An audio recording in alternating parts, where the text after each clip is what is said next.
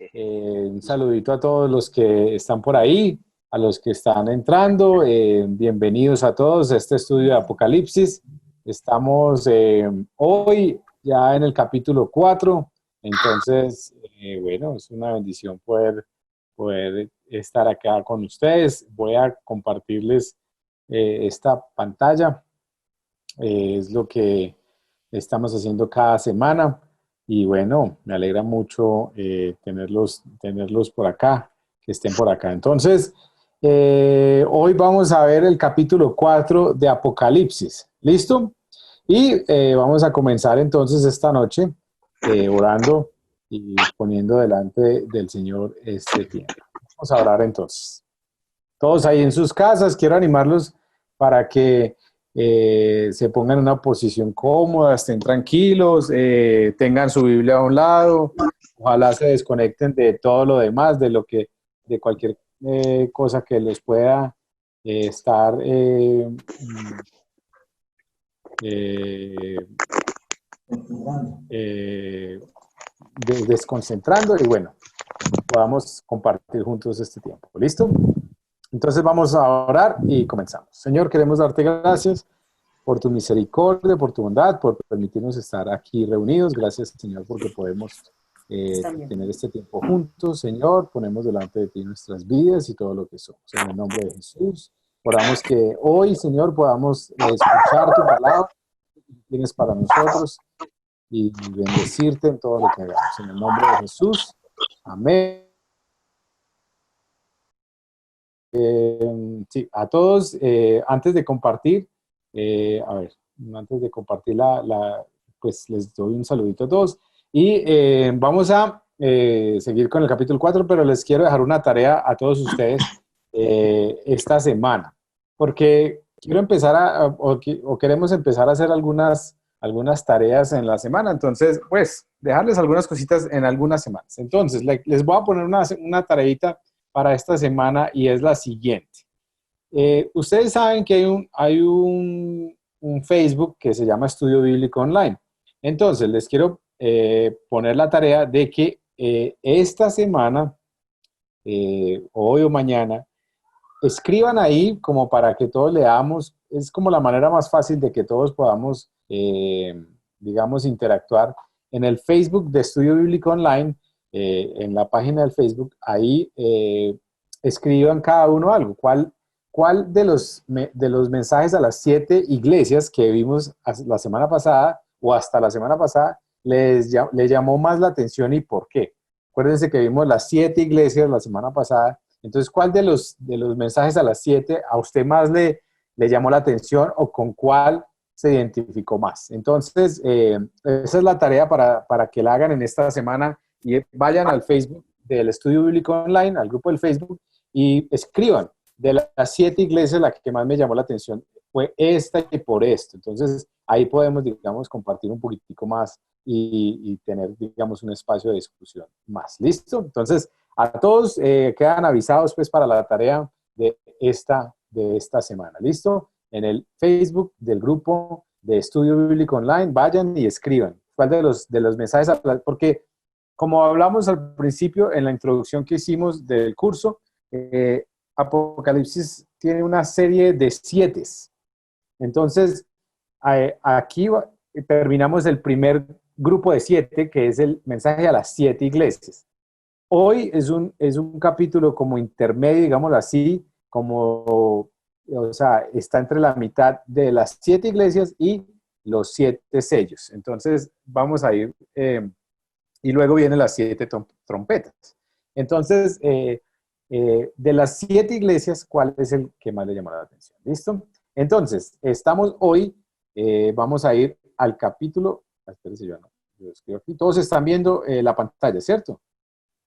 Dice tarea. Bueno, ahora sí, vamos a irnos, ahora sí vamos a irnos entonces a Apocalipsis capítulo 4 y hemos titulado esta clase de hoy, o este estudio de hoy, el verdadero poder, porque ustedes van a ver que aquí Juan nos está hablando de un poder superior al poder del imperio que había en el momento. Entonces vamos a leer juntos el capítulo 4 de Apocalipsis. Lo voy a leer entonces yo en la Nueva Traducción Viviente. Ustedes ya lo pueden leer en la versión que usted tenga, en la que desee. Y ahora, más tarde, o después de que hablemos de algunas cositas, yo le pido a alguien que lea otra vez el capítulo, entonces lo pueden leer en cualquier versión. ¿Listo? Entonces, versículo 1 del capítulo 4, dice así.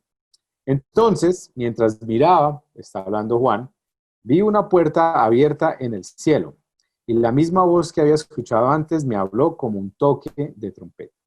La voz dijo, sube aquí, y te mostraré lo que tiene que suceder después de esto. Y al instante yo estaba en el Espíritu, y vi un trono en el cielo y a alguien sentado en él. El que estaba sentado en el trono brillaba como piedras preciosas, como el jaspe y la coralina. El brillo de una esmeralda rodeaba el trono como un arco iris. Lo rodeaban 24 tronos en los cuales estaban sentados 24 ancianos. Todos vestían de blanco y tenían una corona de oro sobre la cabeza.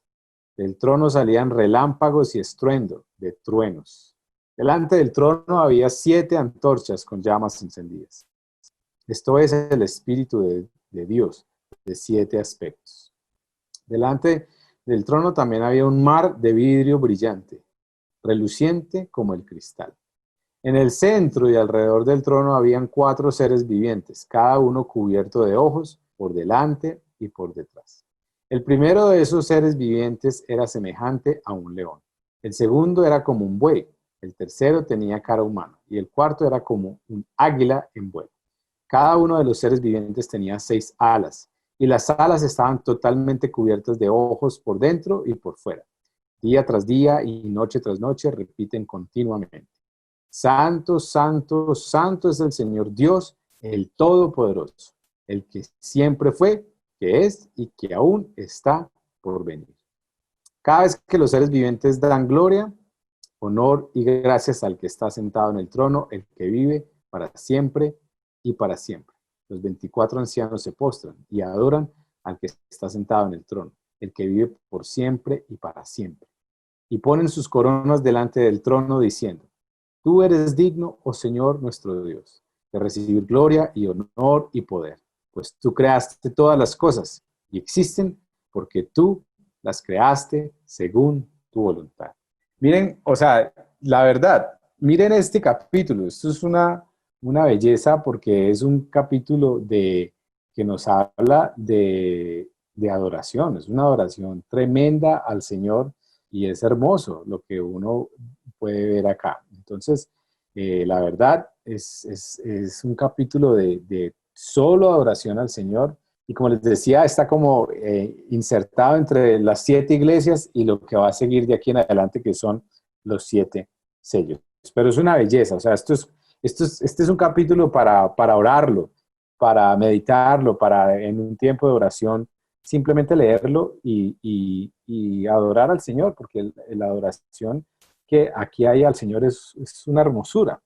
Entonces, varias cositas que vamos a compartir esta noche y que, como hacemos normalmente, como una especie de comentario inicial, y luego ya ustedes hablan y comparten, y digamos, entre todos vamos hablando y hacemos un debate al final, donde hacemos preguntas y dudas o aclaraciones que vamos a hacer. ¿Listo? Entonces, algunos comentarios iniciales del texto. Por ejemplo, si ustedes miran el capítulo, dice cosas muy interesantes. Por ejemplo, habla de las piedras preciosas y uno lee esto y uno dice, bueno, ¿qué significan todas las piedras preciosas? Por ejemplo, una de las cosas que siempre produce mucha o cuestiona mucho es quiénes son los 24 ancianos. ¿A quién se refiere? ¿Quiénes son esos 24 ancianos que aparece ahí? Y, por ejemplo, también cuando habla del trono y de los seres vivientes, ¿qué es todo eso? ¿Qué son todas esas imágenes que nos muestra este capítulo? Porque aquí ya empieza a hablar de unas imágenes que, por eso les ponía esta imagen al principio, de lo que tratan de dibujar. Estos son pinturas del medioevo y de esa época donde trataban de leer Apocalipsis o los textos de la Biblia y lo ponían como en imágenes tratando de dibujar lo que estaban leyendo. Y son cosas así como que uno dice, pero ¿qué es todo eso que aparece ahí? Porque son imágenes, mucho simbolismo y mucha imagen en un texto como estos. Entonces, algunos comentarios que quisiera enfatizar de este capítulo 4 de todas esas imágenes, que es un capítulo, como ustedes ven, un capítulo muy cortico, no es muy largo, pero tiene muchas cosas y muchas imágenes, y es un capítulo de adoración. Y miren por qué les puse el título de el poder verdadero, porque acuérdense que Juan está hablando acá frente al poder del imperio y frente al emperador que hemos hablado, que era Domiciano, el cual buscaba, y yo, o sea, en estos días me estuve viendo una serie sobre el imperio romano y la verdad, la locura de ellos era que se convertían o querían convertirse en dioses. Entonces el mismo Domiciano genera unos templos para él, a su imagen, y él pide a la gente del imperio que lo adoren a él como el Dios. Y aquí entonces viene Juan a decir, un momentico, yo vi la imagen de un Dios y vi la imagen del Dios creador de los cielos y la tierra. Entonces miren el contraste, digamos, de poderes que está aquí en este capítulo 4. Entonces, algunos comentarios del capítulo 4. Lo que les decía, es un contraste con el trono del emperador romano, que en este caso hemos hablado, es Domiciano. Y este trono del que está hablando aquí Juan, es una cosa que por más que traten de esforzarse, digamos, Domiciano, los emperadores no tiene comparación, porque este trono está bajo el arco iris del pacto de Dios con la vida y con la tierra. Y es muy bonito porque ustedes van a ver que hay muchas imágenes y Apocalipsis está lleno de imágenes del Antiguo Testamento. Y ahorita vamos a ver algunas cosas importantes. Entonces, aquí hay un contraste entre el emperador romano y el Dios de Dios. Y algunas cosas de los símbolos que les hablaba, las joyas que mencionan los primeros versículos, no tienen ningún significado simbólico. O sea, no podemos decir que entonces la esmeralda significa esto, que la coralina, el jaspe, son piedras preciosas que son detalles, digamos así, descriptivos para pintar el cuadro de la belleza de la presencia de Dios. O sea, lo que está diciendo aquí Juan es que en la presencia de Dios hay tanta hermosura, tanta belleza, que él lo compara y dice, mire, era como esmeraldas, era como coralina, como jaspe, o sea, piedras preciosas estaban en la presencia de Dios. Por eso este es un capítulo de adoración, o sea, dice, en la presencia de Dios está todo eso, y eso es una cosa hermosa que trato de describirlo con algunas palabras. Entonces es importante entender eso, que no todas las cosas, que ese es uno de los errores a veces en la interpretación bíblica, pero sobre todo en la interpretación de Apocalipsis, es tratar de darle significado a cosas que no tienen significado. Aquí lo que significan las joyas es que era algo hermoso, que era espectacular lo que provenía de la presencia de Dios, simplemente eso.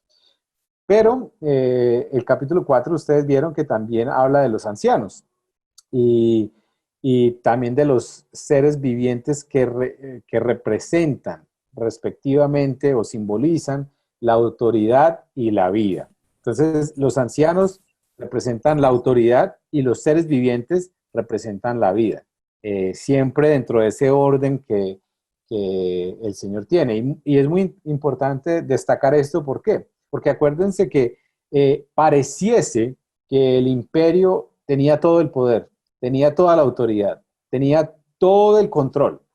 Y lo que está haciendo aquí Juan es diciendo y hablándonos de una imagen, pintándonos un cuadro, diciendo, no, porque el Señor, en el trono, en la presencia del Señor están los ancianos, que significan la autoridad. Y esos ancianos hacen cosas muy interesantes, se postran y entregan sus coronas.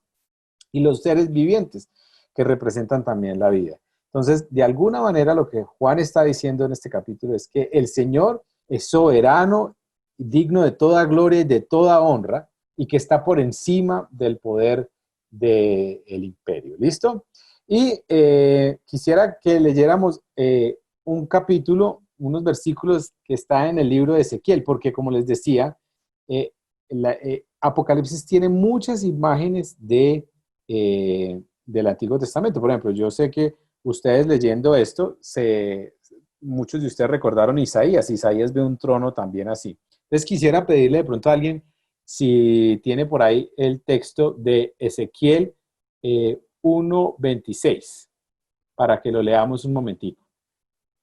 ¿Alguien lo tiene por ahí? Ezequiel 1:26 al 28.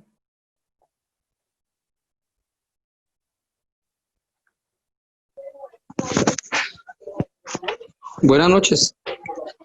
Buenas noches, hermano. Bueno, aquí lo tengo a la mano. Bendiciones para Léalo, todos. pues. Dice aquí, por encima de esa bóveda había algo semejante a un trono de zafiro, y sobre lo que parecía un trono había una figura de aspecto humano. De lo que parecía ser cintura para arriba, vi algo que brillaba como el metal bruñido, rodeado de fuego. De su cintura para abajo vi algo semejante al fuego y un resplandor a su alrededor.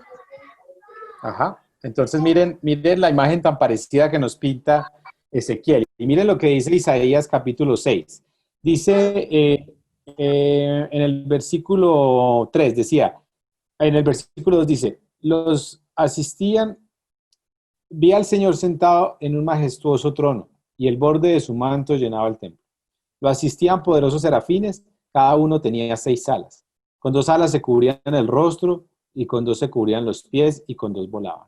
Y se decían unos a otros, Santo, Santo, Santo es el Señor de los ejércitos celestiales. Toda la tierra está llena de su gloria. Entonces miren que esa es otra imagen que está en el Antiguo Testamento, de alguna manera que Juan las conocía y el Señor pues se las revela, pero son tomadas del Antiguo Testamento. Muchas de las imágenes que hay en Apocalipsis son del Antiguo Testamento, son referencias que hay en el Antiguo Testamento. Entonces, por ejemplo, ahí podemos ver cómo estaba Ezequiel y Isaías también.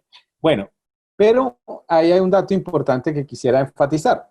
¿Quiénes entonces eran los ancianos o quiénes son los ancianos a los cuales se refiere el capítulo 4? Y primero que todo hay que definir que los ancianos eran personas investidas de autoridad, o sea, está hablando de personas que tenían autoridad, eran personas delegadas, o sea, tenían autoridad, eran hombres que estaban en posición de autoridad. Y algunos han relacionado el número de que eran 24 ancianos, porque él dice que 12 y 12, 24, algunos lo relacionan con los 24 libros del canon hebreo. Algunos decían, los 24 se refieren a los 24 libros del canon hebreo. Otros, que es una creencia también muy tradicional, algunos dicen, esos son los 12 de las tribus del Antiguo Testamento y los 12 apóstoles. Entonces esa es una de las, digamos, teorías más recurrentes. Eran los 12 del Antiguo Testamento y los 12 apóstoles. Y esa, digamos, es una interpretación, es muy interesante porque lo que el Señor hace con los 12 apóstoles es de alguna manera, es rediseñar el nuevo Israel. Entonces tiene algún sentido. Pero realmente esos 24 ancianos podemos decir que son 24 sacerdotes, porque él está tomando esta imagen de los 24 ancianos, 24 sacerdotes de el Antiguo Testamento en el libro de Crónicas 24.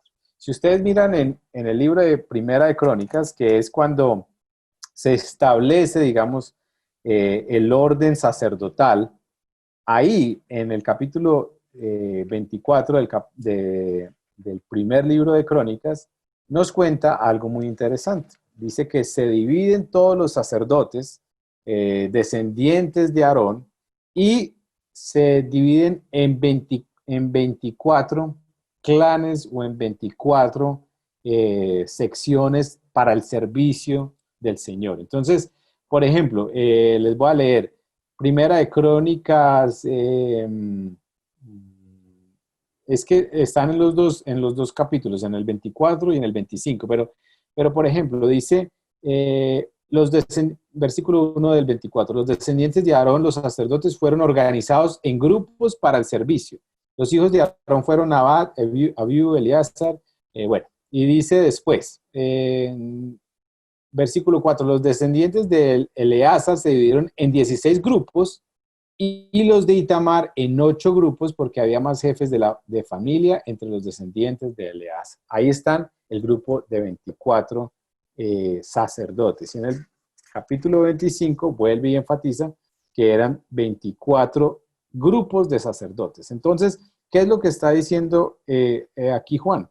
Que estos 24 ancianos que menciona acá en el capítulo, realmente se está refiriendo al grupo sacerdotal de los 24 sacerdotes del Antiguo Testamento. Entonces, esa es la imagen que él está usando para referirse a estos ancianos del capítulo 24. Entonces, es importante entender eso. El número 24 se ha relacionado entonces con los 24 libros que los escritores judíos asignaron al canon hebreo, así como a las 12 tribus más los 12 apóstoles. Pero con certeza, el 24 alude a los 24 órdenes de sacerdotes que fueron establecidas en Primera de Crónicas 24-25. Entonces lo que está diciendo aquí es que los sacerdotes, las órdenes sacerdotales, se postran y entregan sus coronas ante el Señor que está sentado en este trono majestuoso y hermoso del capítulo 4. Entonces miren tan bonito, porque ese es el mismo Dios que está caminando, el mismo Señor que estaba caminando en medio de las 7 iglesias que vimos en los capítulos anteriores. Entonces es muy interesante esta comparación y digamos, enlace que hace Juan. Aquí en este capítulo usa muchas imágenes del Antiguo Testamento. Entonces me gustaría ya en este momentico pedirle a alguno de ustedes que volvamos a leer el capítulo 4 de Apocalipsis. Entonces no sé quién de ustedes tiene ahí la Biblia a mano y vamos a volverlo a leer y vamos a hacernos ya algunas preguntas y vamos a compartir algunas ideas que tengamos del texto. Entonces, alguien levante la mano y puede leerla en cualquier versión. Clarenita, veo que levanta la mano ahí. Entonces, por favor, cualquier versión, vamos a leer el capítulo 4 de nuevo y vamos a tener en mente las 3 preguntas que siempre nos hacemos como para generar discusión. ¿Qué dice este texto de Dios? ¿Qué dice de nosotros como humanos? ¿Y qué nos lleva a obedecer? ¿Listo? Entonces, Clarenita. Bueno, muy buenas noches para todos, bendiciones. Yo tengo Reina Valera. Después de esto miré y he aquí una puerta abierta en el cielo. Y la primera voz que oí, como de trompeta, hablando conmigo, dijo, sube acá y yo te mostraré las cosas que sucederán después de estas. Y al instante yo estaba en el espíritu y he aquí un trono establecido en el cielo y en el trono uno sentado. Y el aspecto del que estaba sentado era semejante a piedra de jaspe y de cornalina. Y había alrededor del trono un arco iris, semejante en aspecto a la esmeralda. Y alrededor del trono había 24 tronos. Y vi sentados en los tronos a 24 ancianos, vestidos de ropas blancas, con coronas de oro en sus cabezas. Y del trono salían relámpagos y truenos y voces. Y delante del trono ardían 7 lámparas de fuego, las cuales son los 7 espíritus de Dios. Y delante del trono había como un mar de vidrio semejante al cristal. Y junto al trono y alrededor del trono, 4 seres vivientes llenos de ojos delante y detrás. El primer ser viviente era semejante a un león. El segundo era semejante a un becerro. El tercero tenía rostro como de hombre, y el cuarto era semejante a un águila volando. Y los 4 seres vivientes tenían cada uno 6 alas, y alrededor y por dentro estaban llenos de ojos, y no cesaban día y noche de decir, Santo, Santo, Santo es el Señor, Dios Todopoderoso, el que era, el que es y el que ha de venir. Y siempre que aquellos seres vivientes dan gloria y honra y acción de gracias al que está sentado en el trono, al que vive por los siglos de los siglos. Los 24 ancianos se postran delante del que está sentado en el trono y adoran al que vive por los siglos de los siglos y echan sus coronas delante del trono diciendo, Señor, digno eres de recibir la gloria y la honra y el poder, porque tú creaste todas las cosas y por tu voluntad existen y fueron creadas. Amén. Díganme si Amén. eso no es una belleza de capítulo, ¿cierto? Eso, o sea, a uno le dan ganas de verdad de postrarse y levantar las manos y adorar al Señor porque es una hermosura. O sea, lo que dice es muy, muy hermoso. Entonces, vamos a hacer algo. La dinámica que siempre hacemos, a los que quieran hablar y que quieran compartir algo, pues les pedimos que prendan la cámara para poderlos ver y poder más fácil mirar lo que están diciendo y escucharlos. Eh, ¿Alguno tiene un comentario, alguna pregunta o algún, digamos, sí, comentario inicial antes de ir a las preguntas que hoy están muy carnudas porque tienen mucha información, pero ¿alguno tiene algún comentario, alguna duda, alguna pregunta con respecto al capítulo 4? Simplemente prenda su micrófono, abra la cámara y compartimos un momentico.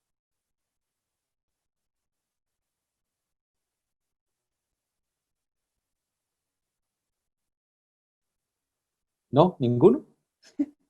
Están muy callados hoy, hermanos. ¿Qué pasa? Yo, Bueno, yo, yo bueno, tengo Luzma, algo. prenda pues la cámara si puede para Ok, verla, eso ya. ¿cómo están? Esperen.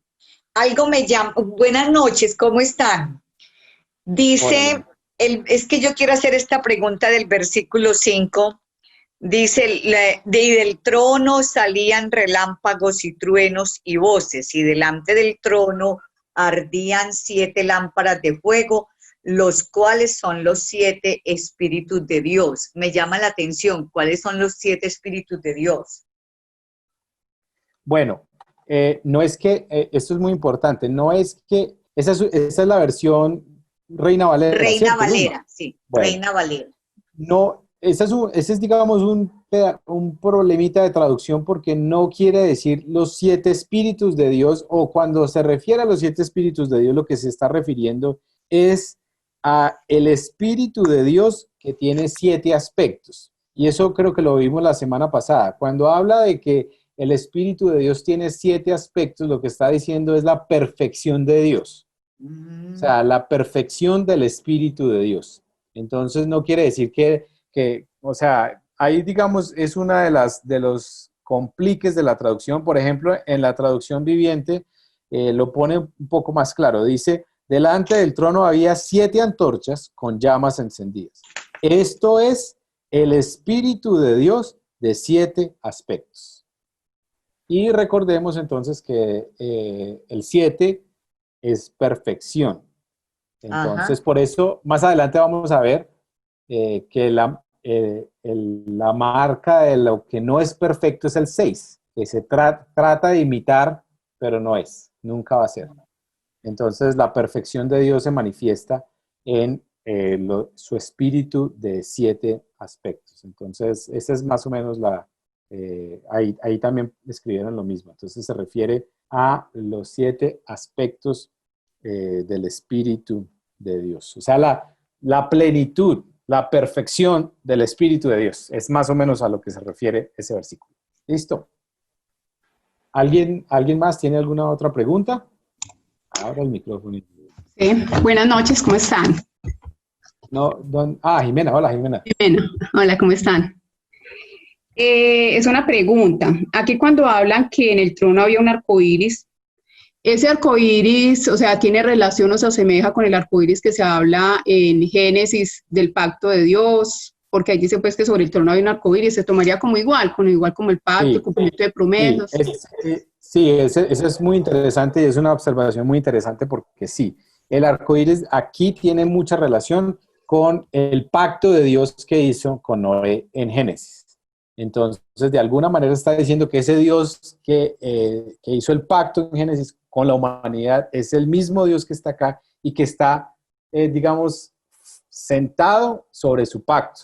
Y es muy bonito, la verdad es una imagen muy interesante y eso no lo va a ver, un judío lo iba a entender muy fácil porque ellos entendían, conocían la historia y sabían que eso era parte de su historia, de su legado, ellos lo iban a entender y es muy interesante que hagas ese apunte, Jimena, porque sí, ellos entendían que era el mismo Dios del pacto de Noé. Interesante.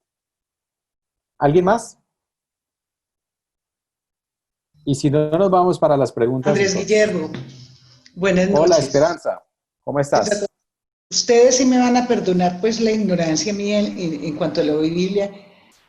No, tranquila, aquí estamos todos aprendiendo. Amor, mira, toda la vida le tuve miedo al Apocalipsis. A mí me hablaban de Apocalipsis y yo salía corriendo.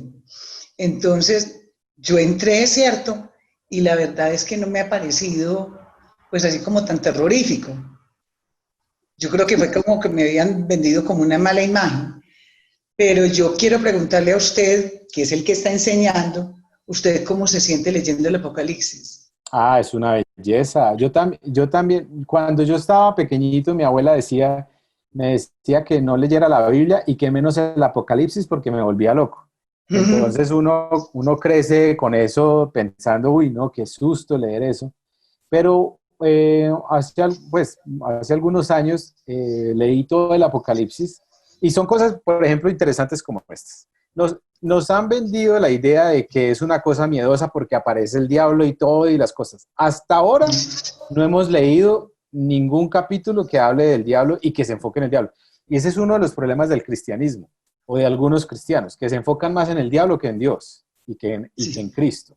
Entonces, Apocalipsis, por allá un versículo, un capítulo o dos menciona el diablo. Y si ustedes miran, si lo vamos a poner en términos de película de Hollywood, es la guerra más sencilla del mundo, porque no es ese choque de poderes entre Dios y el diablo, y no, el Señor llega y ¡pum! Y acaba con todo, y acaba con el diablo, y lo manda al lago de fuego y ya.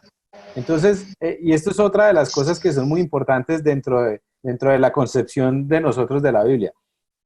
Nosotros hemos pensado que el poder de Dios y que el enemigo natural de Dios es el diablo, y no es así. Porque el Dios no tiene ningún enemigo o no tiene nadie que se compare a él. A su altura. Que esté a la altura. De hecho, si vamos a hablar de enemigos directos, el enemigo del diablo no es Dios, sino el arcángel Miguel. Ese, digamos, es el contrario directo del enemigo. Entonces, por ejemplo, Tesalonicenses dice algo muy interesante. Dice que el Señor vendrá, que vendrá a despojar al diablo. ¿Y saben cómo lo despoja?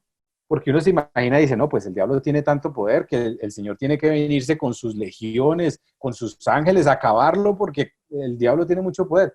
Y dice Tesalonicenses que viene y con un soplo, así, y acabó con el diablo. Entonces, esto es para entender cómo Apocalipsis ni la Biblia ni Apocalipsis nos está hablando del poder del diablo, nos está hablando de la grandeza del Señor. Y aquí el poder, por ejemplo en Apocalipsis, para ellos el poder del imperio y el poder del emperador era una cosa increíble, pero llega Juan y dice, venga un momentico, es que yo vi al Señor y lo vi sentado en un trono así, y lo vi sobre el arco iris y lo vi de esta manera. Entonces, por eso Apocalipsis es una belleza, porque es un libro de adoración al Señor. No un libro para asustarnos y para ponernos esas imágenes de, uy, no, qué miedo, eso es como todo raro, no, nos está hablando es de la adoración al Señor Jesucristo, y nos está hablando de la importancia de que nosotros entendamos que el que está en nosotros es mucho más grande que el que está en el mundo, que no hay poder comparable con el poder del Señor. Entonces, a veces yo sí pienso que a veces esa imagen que Esperanza tiene y que nosotros tenemos y que eso tiene o que hemos tenido, que tiene de alguna manera un trasfondo católico de mucho temor y misticismo a estas cosas, nos ha de alguna manera no nos ha permitido tener una teología clara frente al poder de Dios. Y entonces uno a veces ve muchos cristianos temerosos porque, no, que el diablo me va a hacer esto, o sea, el diablo no puede hacer nada si el Señor no se lo permite. Por eso un libro como Job también es tan importante entenderlo, porque ahí la pregunta no es por qué el diablo estaba entre los hijos de Dios y le viene y le pregunta. Ahí lo importante es que el diablo le tiene que pedir permiso a Dios para ir a hacer algo. Entonces, la Biblia nos está hablando es de la magnificencia de Dios, del poder de Dios que no es comparado con ningún otro poder. ni con el del diablo, ni con el del emperador. Entonces, Apocalipsis es un libro hermoso de adoración y ustedes van a verlo de aquí en adelante, porque sí habla vamos a verlo en las próximas semanas de los sellos y de todas las cosas, de las señales, pero igual el Señor sigue en control y ustedes, y van a ver que al final de la historia, por eso la Biblia es y nosotros vivimos en una historia que ya conocemos el final y es muy bonito. El final es que el Señor ya es victorioso y listo. Y nosotros, Amén. por ende, entonces también somos victoriosos. Es hermoso. Entonces, es un libro Apocalipsis es un libro de esperanza y de adoración, más que de miedo y de imágenes raras. Gracias, ¿Vale? muy amable. Bueno, vámonos entonces con las preguntas que siempre hacemos. Y es, ¿qué dice este capítulo acerca de Dios? ¿Qué imágenes de Dios ven ustedes acá? ¿Qué imágenes de Jesús encuentran ustedes en este capítulo? Entonces, para que las tengan ahí, aquí alguien nos pregunta y nos dice, buenas noches, quería preguntar, y qué pena si ya lo explicó Andrés, ¿por qué? Porque no me quedó claro, esas 4 figuras de león, toro, ser humano y un águila, ¿a qué se refiere? Se refiere, esta es una imagen que, como les decía, está tomada de Isaías también, Isaías habla de eso, pero se refiere, digamos, a la totalidad de la creación de Dios, de los seres humanos, de los animales, de todo lo que Dios creó. Entonces, es como un simbolismo de toda la creación, que la misma creación está sujeta al poder de Dios ahí. Entonces, digamos que, o sea, para no decir eso, y usa las imágenes el león, el toro, el ser humano, trata de tener, digamos, como la plenitud de toda la creación en ese punto. Bueno, ahora sí, compartamos, porque la idea de esto es que todos compartamos algo. ¿Qué encuentran ustedes en el capítulo acerca de Dios o de Jesús? Y en este capítulo hay mucho que encontramos acerca de Dios. Simplemente abran los micrófonos o levanten la manito y vamos abriendo para que compartamos qué encontraron ustedes de este capítulo acerca de Dios. Prendan la camarita y compartimos porque, como les dije desde que comenzamos, la idea no es simplemente que escuchen lo que yo digo o lo que yo tengo, sino que ustedes mismos encuentren las verdades por el Señor. Entonces, si alguien quiere compartir, simplemente levante la mano y qué encuentran ustedes en este capítulo acerca de Dios.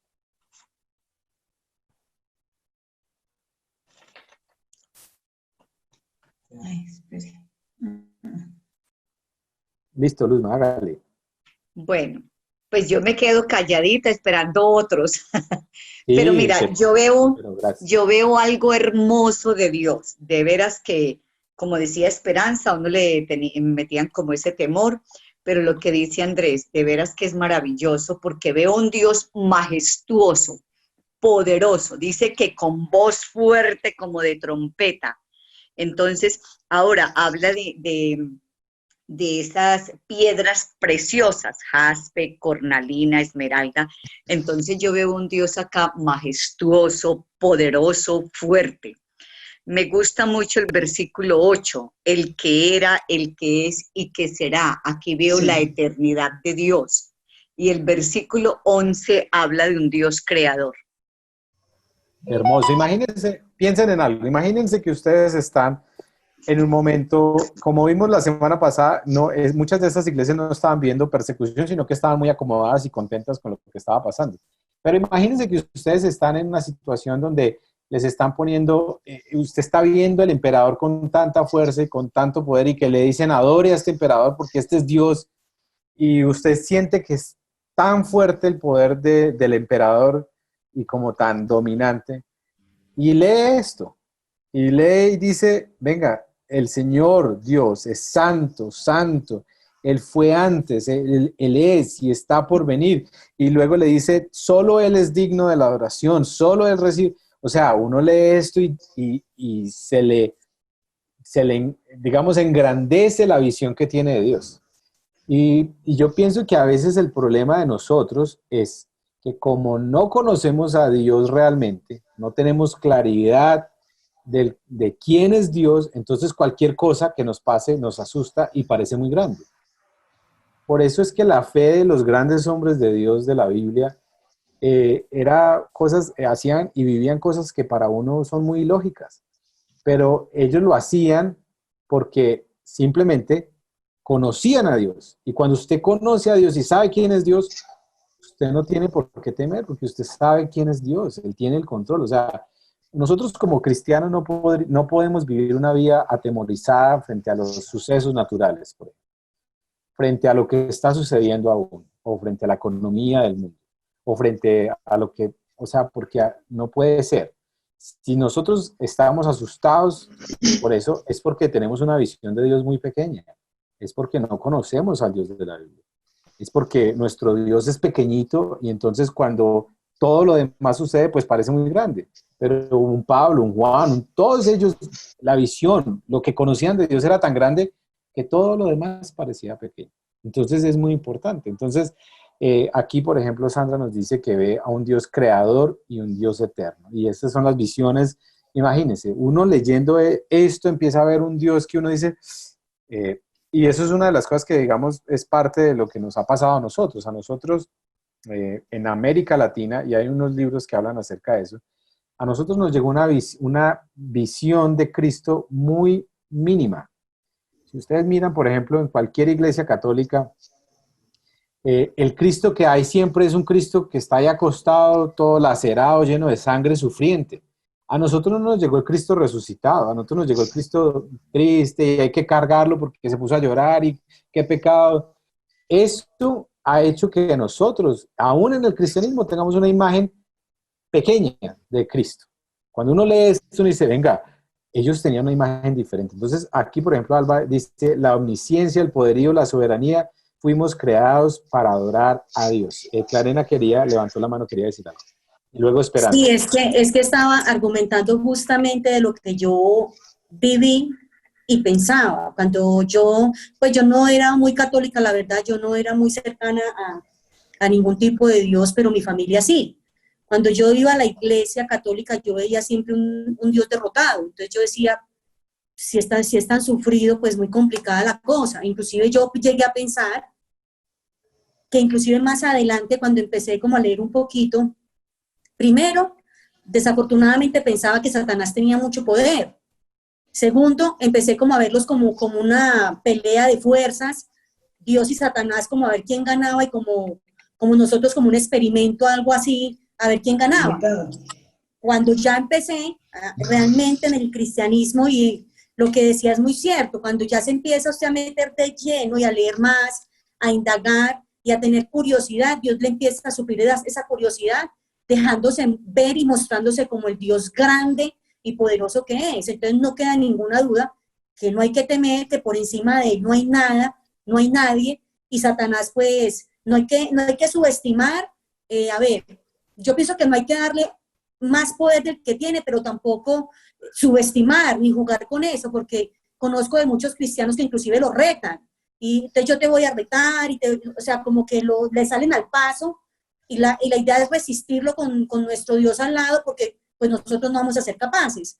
Pero definitivamente, cuando leemos un texto, un capítulo como este, no queda la menor duda de que no hay un Dios como el nuestro, que es sobrenatural, poderoso, y que sencillamente bajo sus alas estamos seguros. Entonces ahí es donde uno adquiere toda la credibilidad, ese reconocimiento de Dios al leerlo, al indagarlo. Ese reconocimiento me da mi fe, tranquilidad y esperanza, me cambia la connotación. Es eso, eso es parte de lo que sucede cuando tenemos una buena teología. Cuando leemos la Biblia correctamente, podemos ver a Dios, porque miren esto, llevamos 4 capítulos y no se ha mencionado el diablo por ningún lado. Y ustedes van a ver que no se va a mencionar por allá, sino por allá después. Entonces, es un tema de adoración al Señor Jesús muy interesante. Esperanza quería decir algo. Sí, Andrés Guillermo. Yo creo que cuando se pregunta por Dios, aquí se resume todo. Cuando se repite algo en un texto 3 veces, quiere decir plenitud, ¿cierto? Cuando usted dice amén, amén y amén. Pero ahorita dice, santo, santo, santo, es el Señor Dios Todopoderoso, el que era, el que es y el que ha de venir. ¿Qué quiere decir? En palabras bien sencillas, es el mismo de toda la vida, es el de ahora y es el de los siglos y por los siglos. Eso es lo que quiere decir ese texto. Excelente, excelente. Mire lo que dice, lo que ahorita que Clarena hablaba, Judas, capítulo 1, bueno, Judas solo tiene un capítulo, el libro de Judas, y en el versículo 9, él menciona algo que es muy interesante, y por eso les decía que si lo vamos a poner de alguna manera así, el enemigo natural del diablo no es Dios, porque el diablo primero es creado, no es creador, entonces no está al mismo nivel. Por mire lo que dice Judas, capítulo 1, versículo 9, dice, pero ni siquiera, porque él está hablando de algunos que reprenden al diablo, lo que está diciendo Clarena ahora, y me recordé esto, y dice, de la misma manera estos individuos, versículo 8, que pretenden tener autoridad por lo que reciben en sueños, llevan una vida inmoral, desafían a la autoridad y se burlan de los seres sobrenaturales. Pero ni siquiera Miguel, dice, ni siquiera Miguel, uno de los ángeles más poderosos, se atrevió a acusar al diablo de blasfemia, sino que simplemente le dijo que el Señor te reprenda. Esto ocurrió cuando Miguel disputaba con el diablo acerca del cuerpo de Moisés. Esos son de esos textos que uno lee y uno dice, esto es muy raro porque eso era parte de sus historias y de lo que ellos conocían. Pero lo que está diciendo ahí es, mire, ni siquiera Miguel fue capaz de decirle, te reprendo, no, que el Señor, que es el poderoso, te reprenda. Y eso a veces, nosotros la verdad, por más de que gritemos o lo que hagamos, el diablo no nos va a hacer, o sea, no nos va a hacer caso. Es por la autoridad de Cristo que está en nosotros, por el Espíritu de Dios, que tenemos esa autoridad. Entonces, Marcela creo que quería decir algo. Sí, claro, buenas noches. Marcela y Fernando, listo. Sí, bueno, pues respecto a las imágenes de Dios, sí, efectivamente, pues para mí es primero que todo, pues Apocalipsis es uno de los libros más fascinantes. Yo lo he leído, la primera vez que lo leí, pues no encontraba como mucha concordancia en mi mundo. Ya después, cuando ya uno empieza como más a leer y a estudiar la palabra, se vuelve fascinante, donde uno ya empieza como que a meterse ya lleno y como que a buscar, y encuentra ya concordancia y encuentra ya como a entender que sí, que Dios es el poderoso, es la roca, ese guiador, ese Padre que es el que está sentado en el trono, efectivamente, donde no hay comparación ni similitud con ninguna otra cosa ni ser viviente en el mundo, ¿cierto? Pero yo quiero hacer también una pregunta. En la parte del versículo 6, donde dice, y había algo parecido a un mar de vidrio como de cristal transparente. Yo eso lo he escuchado en varias ocasiones y quisiera que me lo explicaras. Bueno, esta es una imagen también que es tomada del Antiguo Testamento y más adelante vuelve y la repite. Y estos miren, Génesis nos dice en el capítulo 1 que el Espíritu de Dios se movía sobre las aguas y estaba desordenada y vacía, ¿cierto? Para la concepción judía, el mar y las aguas se puede resumir en una palabra y es caos. Para un judío, el mar y aguas era caos. Porque en el mar sucedían cosas, y la verdad, pues nosotros, no sé quiénes de ustedes son de la costa, pero los que nunca hemos vivido cerca al mar, nos produce mucho temor, porque o sea, es algo desconocido. Para los judíos, el mar era caos, era peligro, era temor. Por eso, ¿se acuerdan? Cuando Jesús está con los discípulos en la barca y se levanta, están en el mar y se levanta una tormenta y él se para y dice calma.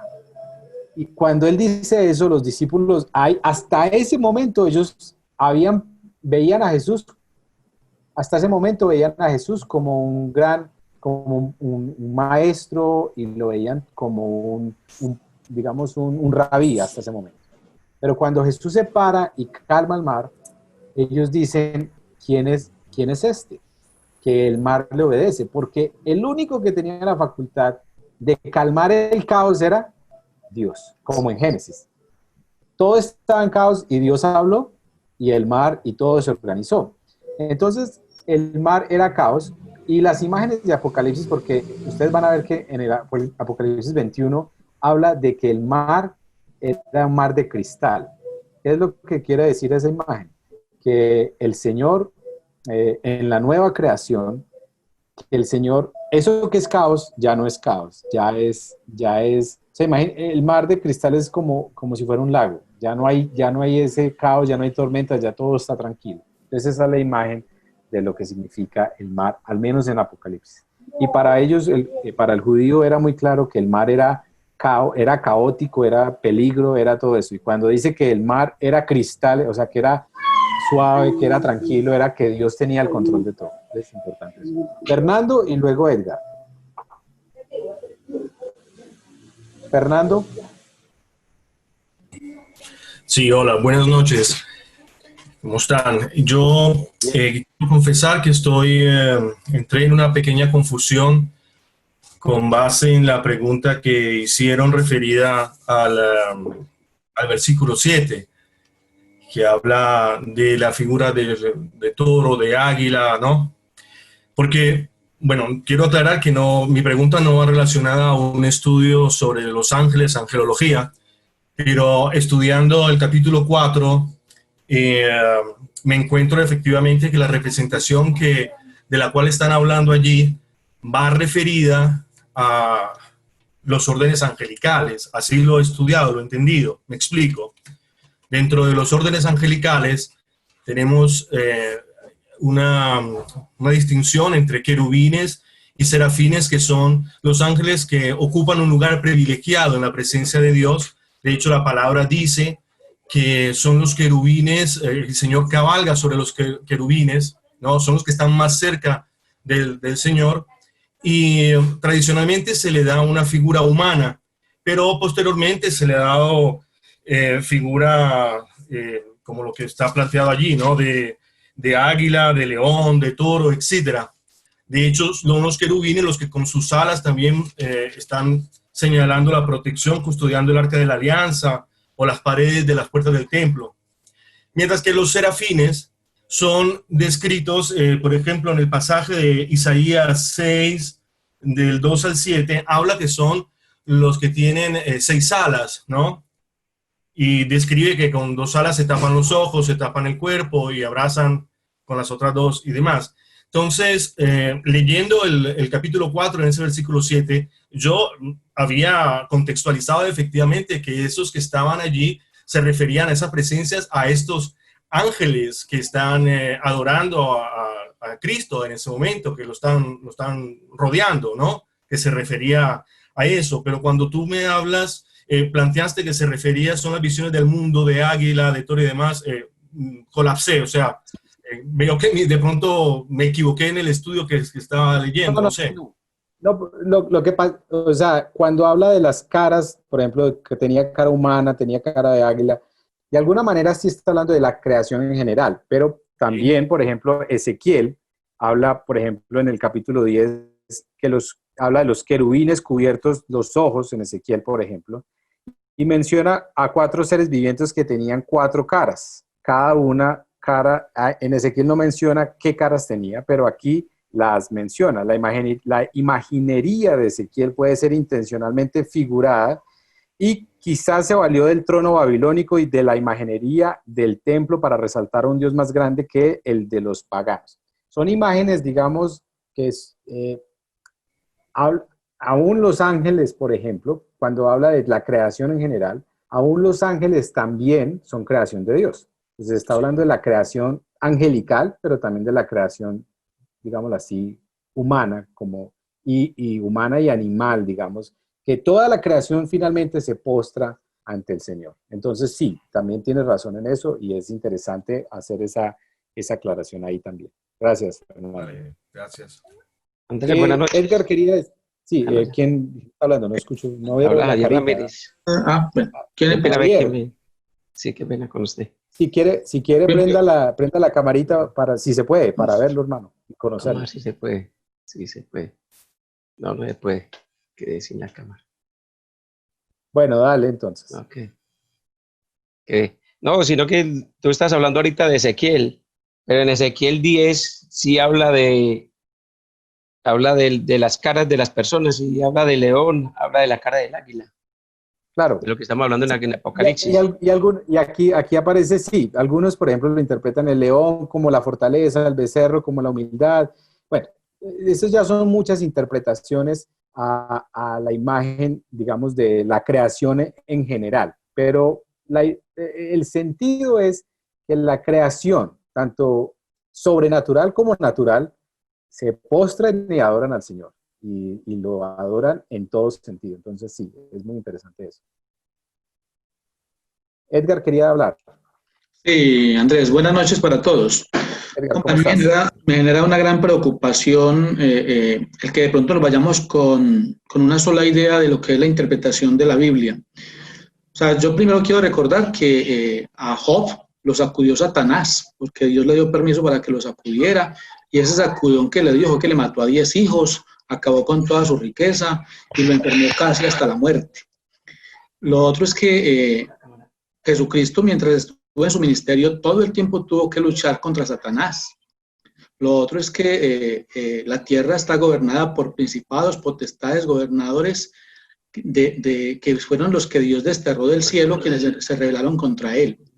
Entonces, si bien es cierto, el Apocalipsis a veces se malinterpreta porque se considera como el fin del mundo, no se tiene en cuenta que la otra interpretación de ese título es que son revelaciones. O sea, el Apocalipsis lo que hace es que genera o nos da una serie de revelaciones para que quienes conozcan la Biblia la interpreten, pero si uno se pone a leer Apocalipsis desprevenidamente, cuando le hablan de seres con ojos por todas partes, con 6 alas, o cuando le hablan a uno de que sale alguien con una espada de la boca que atraviesa todo, o sea, la verdad es que esa imagen no es agradable y es terrorífica. Entonces uno podría, o sea, nosotros de pronto, porque ya tenemos un avance en cuanto a lo que es más o menos ver la teología de la Biblia, no nos asustamos mucho, ¿cierto? Y lo otro es que hay pastores que se dedican solo a estudiar la guerra espiritual, porque la guerra espiritual existe.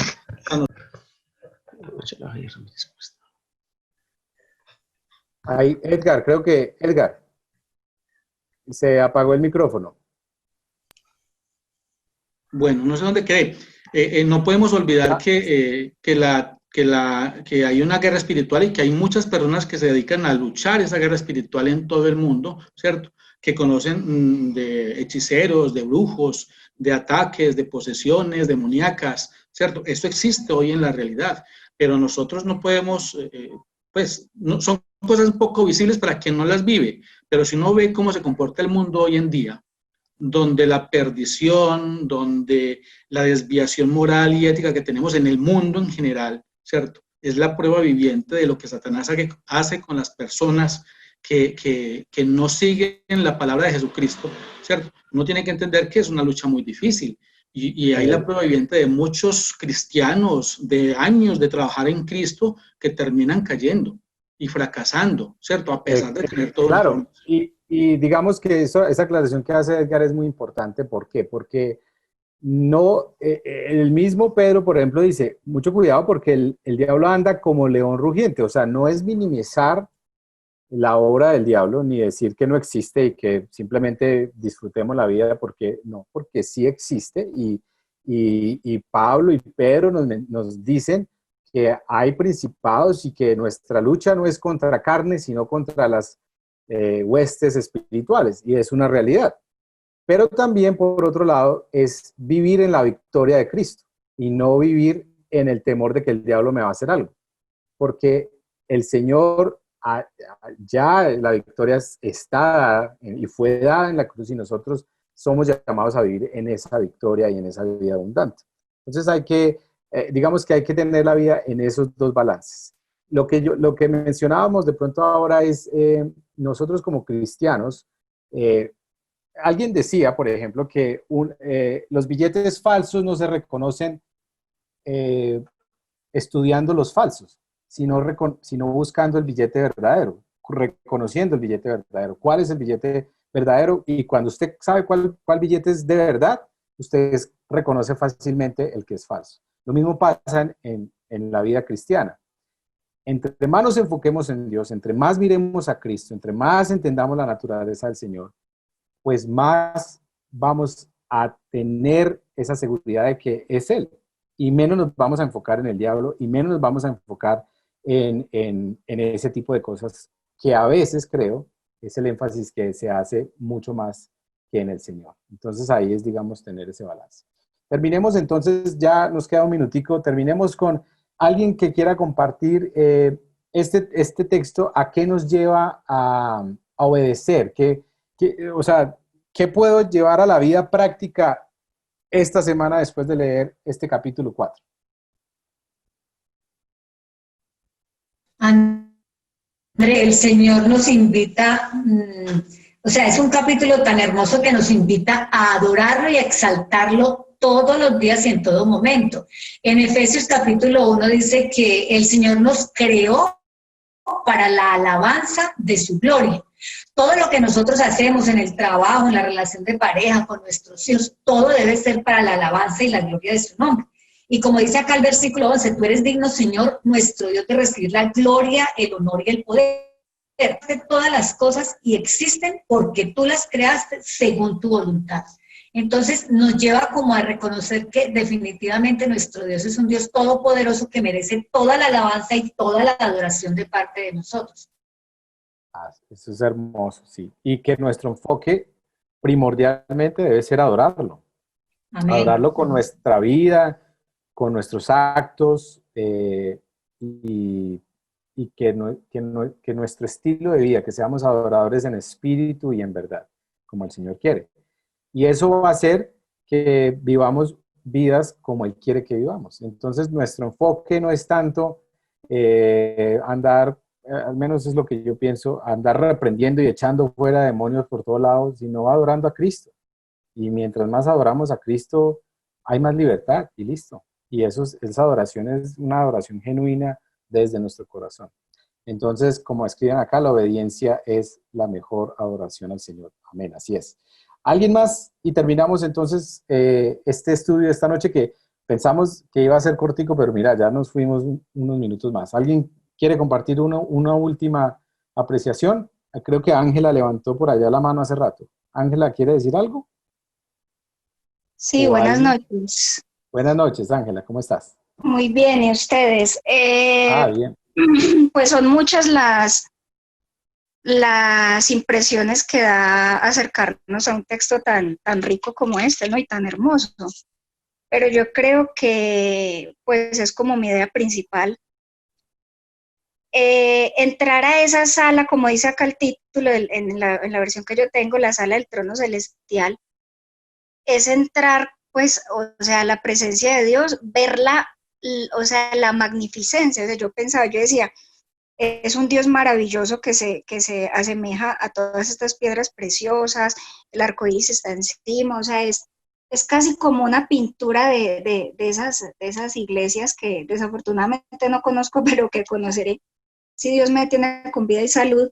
Y eso nos deja una sensación de, hombre, en este momento estamos en una situación difícil, pues por lo de la pandemia, pero si nosotros hemos creído en un Dios tan majestuoso como ese, entonces, o sea, ¿por qué vamos a sentir temor o por qué vamos a estar agobiados? Claro, somos seres humanos y en algunos momentos vamos a tener tristeza, eso hace parte de la vida humana, pero a mí me toca, o sea, de verdad me toca el corazón el hecho de ver que mi papá es ese Dios maravilloso, que no hay nada que se asemeje a Él, que es único y que nadie, a pesar de su majestuosidad o su riqueza, se podrá asemejar a Él. Entonces, si Él es mi papá, yo no tengo que tener temor de nada, tengo que descansar en que Él tiene el control de todo, como acá lo dice. Amén. Esta es una conclusión, digamos, hermosa Andrés. de este capítulo. Andrés. Sí, señor. Yo discrepo en parte de la postura que se manifiesta, porque definitivamente para uno poder saber cómo combatir un peligro necesita conocerlo. Y pues me he dedicado durante ya más de 2 años a leer sobre guerra espiritual y soy consciente del peligro que tenemos. Y a pesar de que andemos en Dios, Satanás está trabajando para que nos perdamos. Y muchos hombres de bien que han andado en Dios se han perdido porque Satanás ha hecho su trabajo. Pues no podemos quedar con la idea solamente de que orando, alabando y viviendo nada más en Cristo y orando, que hay que hacerlo, ¿cierto? Pero que solo eso nos va a salvar. O sea, tenemos que saber que estamos en peligro y que los que están gobernando son seres celestiales que Dios desterró. O sea, no son cualquier cosa.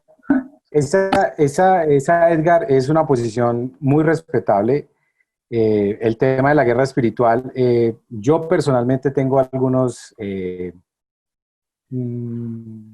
conflictos con el tema de la guerra espiritual porque creo que se hace más énfasis en el diablo que en Dios. Y yo considero que tenemos, o sea, lo que habla Apocalipsis y lo que habla la Biblia por todo lado es centrarnos y mirar a Cristo. Y uno no ve, por ejemplo, yo no leo a un Pablo o un Pedro asustados por lo que el diablo iba a hacer, sino que vivían la vida cristiana enfocados en Cristo, mirando al Señor. Entonces también hay que tener, pienso yo que también hay que tener cuidado con hacer tanto énfasis en que estamos en guerra y el mundo está en guerra y tenemos que cuidarnos del diablo. Eso es una realidad, sí, el diablo está buscando a quién devorar, pero nuestro llamado como cristianos es adorar al Señor, es vivir para Él, es cumplir su voluntad. Y el Señor tiene control, porque, por ejemplo, bueno, muchas historias de la Biblia, pero Job es un libro que nos habla de eso, que aún el diablo viene y le pide permiso. Y no hace nada hasta que, más allá de lo que el Señor le permite. El Señor le dice, tóquelo, pero él no puede morir. Y él no puede ir más allá de la autoridad del Señor. Y a pesar de que sí, tiene toda la razón, de que el mundo y muchas cosas están gobernadas por digamos, potestades espirituales de maldad. Pero aún así, el Señor sigue en poder, el Señor sigue en control. Porque si no fuera así, entonces estaríamos en manos de... esto se le salió del control al Señor. Y mire que el énfasis, vamos a verlo, pero el énfasis de Apocalipsis no es el diablo, el énfasis de Apocalipsis es el Señor. Entonces, y yo conozco, por ejemplo, a muchos que hablan acerca de guerra espiritual y uno de los precursores es Neil Anderson y bueno, muchos otros, pero también son posiciones que hay que revisarse también, porque la vida cristiana, aunque sí es una guerra, pero ya está ganada por el Señor Jesús. No podemos centrarnos en el temor, vivir en temor. Nosotros, lo que la palabra y lo que yo leo, al menos de lo que yo he leído en la Biblia, es que tenemos que centrarnos en Cristo y vivir en Cristo y vivir en la victoria de Cristo, entendiendo que sí hay una realidad espiritual y que tenemos que estar, lo que nos dice Pedro, alertas, porque sí hay una realidad espiritual y tenemos que ser cuidadosos con eso. Eso me parece que es muy importante y en ese punto me parece que tienes también mucha razón. Pero este capítulo nos habla, por ejemplo, en este capítulo nos habla, en ningún momento, por ejemplo, nos habla al menos en este capítulo 4, nos habla del diablo, ni de la realidad espiritual, ni de guerra espiritual. Nos habla de que en medio de una situación tan compleja como la que ellos estaban viviendo, donde Domiciano, que era el emperador, les exigía adoración a ellos, en medio de todo eso, él se levanta y dice, venga un momentico, miren el trono de Dios, miren que está sentado en el arco iris, miren la grandeza, miren la preciosidad de la presencia de Dios, miren los ancianos, miren los ángeles, miren la creación, toda se postra y adora a Cristo, y lo adora y lo exalta. Entonces es un libro, y al menos este capítulo nos está hablando, es de la adoración completa al Señor Jesucristo. Entonces ese creo que en este capítulo es el énfasis que debemos tener y es la adoración completa al Señor y que en medio de todo, en medio de las realidades espirituales que son realidades, nadie las está desconociendo, en medio de todo eso, el Señor está en control. Y nada se ha salido del control de la mano del Señor. Y que todo lo que sucede en este momento en el mundo, y que todo lo que va a suceder hace parte del control y de lo que Dios permitió y permite que suceda. Entonces eso es importante también porque yo no quiero vivir una vida cristiana angustiada de que, no sé, de pronto Dios esto se le sale el control. Entonces, no, el Señor tiene el control de todo. Entonces, nuestra fe sería pues, muy muy escasa si estuviéramos pensando a toda hora que el diablo nos va a acabar y que tenemos que estar asustados. No, tenemos que creer en el Dios que hemos creído, que es el Dios de la Biblia, y es el Dios poderoso que es omnipresente, omnisciente, algo que el diablo ni siquiera es. Es importante entender eso y enfatizar. Me gustaría que termináramos entonces orando, hermanos, esta noche. A todos, de verdad, muchas gracias por sus aportes. Creo que crecemos mucho aquí. Como lo dijimos desde el principio, ni yo ni ninguno tenemos la última palabra de decir esto es lo que significa. Entre todos vamos construyendo, digamos, lo que el Señor nos va hablando, y es una bendición este tiempo. Entonces me gustaría que termináramos orando y poniendo delante del Señor este tiempo. Me gustaría pedirle aquí veo a Fernando, Fernando que compartió ahorita, si nos comparte y nos despide en oración, hermano. Yo tenía otra cosita que decir, pero no sé si es que ya se está antes de orar, no, dale, pues ya se acabó el tiempo, llevamos 10 minutos más, pero comparte y ora. Sí, con respecto a este punto de la guerra espiritual, creo que es importante que recordemos que este mundo espiritual es real, lo tenemos que vivir, no lo podemos subestimar. Nosotros no fuimos creados para combatir contra Satanás, fuimos preparados para combatir contra Satanás, que es diferente.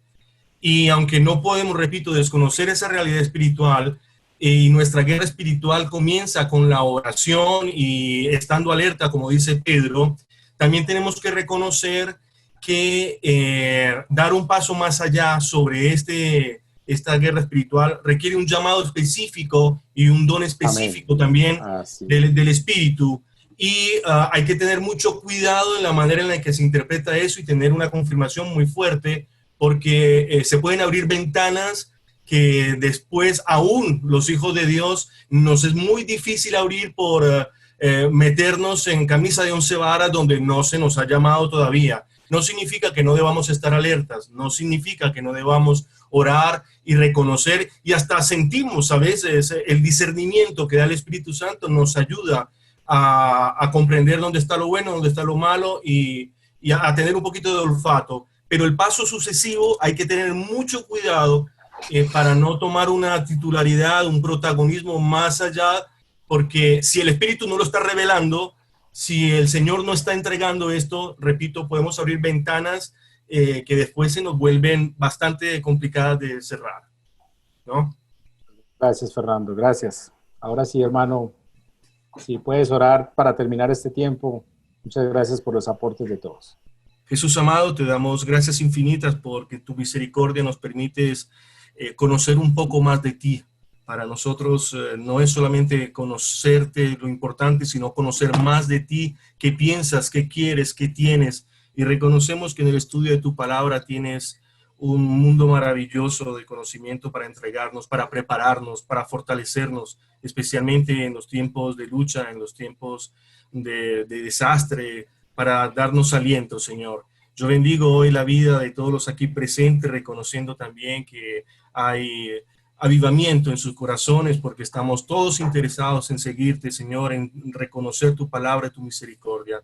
Bendigo la vida de Andrés, bendigo la vida de cada participante y sus familias, y clamo, Señor, para que sea tu sol brillando sobre cada uno de nosotros el día de mañana, para que esta noche seamos recogidos en tu abrazo, vigilantes de tu mirada, Señor, y seamos llenos de tu espíritu. En el nombre poderoso de Cristo Jesús. Amén y amén.